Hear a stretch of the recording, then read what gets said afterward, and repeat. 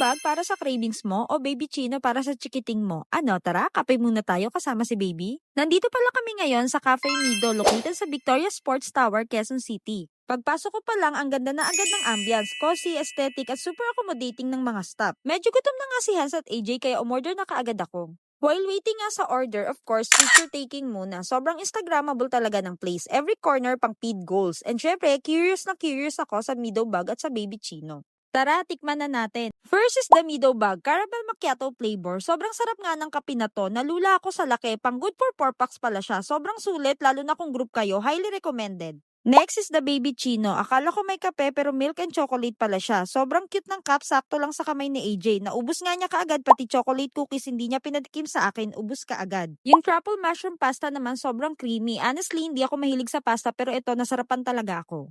Caramel New York cheesecake, 10 out of 10 for me. Lasang-lasa ang cheesecake, rich and satisfying. Favorite ko kasi to. Yung ham and cheese, perfect ang pagkakaluto. Malambot yung bread. Ubus ka agad ni Hans at nagpapa-takeout pa. Cream cheese bagel, medyo firm pero okay lang. Na-enjoy pa rin ng asawa ko kasi balance yung cream cheese flavor. Overall, sobrang enjoy kami. Busog na nakapag-takeout pa. For sure, babalik kami para matikman pa yung ibang flavors.